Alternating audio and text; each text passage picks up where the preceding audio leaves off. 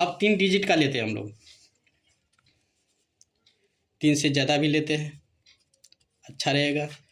मान लेते हैं ये घटाव दे दिया। अब ये घटाव दे दिया तो बहुत सारे बच्चे कंफ्यूज हो जाते हैं कैसे घटाएंगे हम।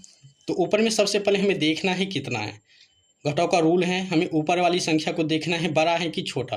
अगर नीचे वाली से बड़ी हो तो हमें इससे के लिए कैरी करेंगे मतलब हासिल लेंगे। यहाँ 6 है तो 2 में से 1 निकालेंगे, तो 2 में से 1 निकालेंगे तो कितना हो जाएगा, ये 1। और हमें 6 के बगल में रखना है, तो 6 के बगल में रखेंगे कितना हो जाएगा, 16। मतलब 6 ली हैं तो 1 बगल में रखेंगे कितना हो गया, 16। तो 9 के बाद हम 16 काउंट करेंगे। तो 9 के बाद 16 काउंट करेंगे कैसे, 10, 11, 12, 13, 14, 15, 16। कितना बार गिने, 7 बार। तो हम लिख सकते हैं यहाँ 7। फिर ये कितना हो गया, याद रखना कि इसमें से मैं कैरी किया था, है ना।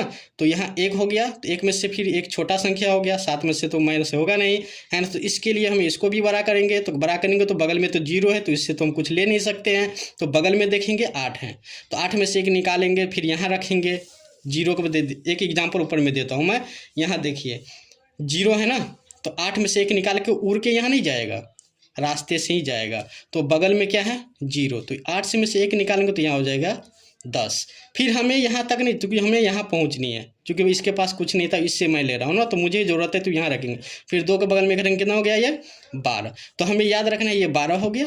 अब फिर यहाँ से 10 हुआ था ना, फिर यहाँ से नहीं इसमें गया तो ये हो गया 9, याद रखना है। ये हो गया 7, तो ये हो गया 12, ये हो गया 11। इसमें से हम कैरी किए थे इसमें, तो यार ये 11 हो गया, ये 9 हो गया, ये 7 हो गया। तो 7 के बाद 11 काउंट करेंगे, कितना हो जाएगा, 4।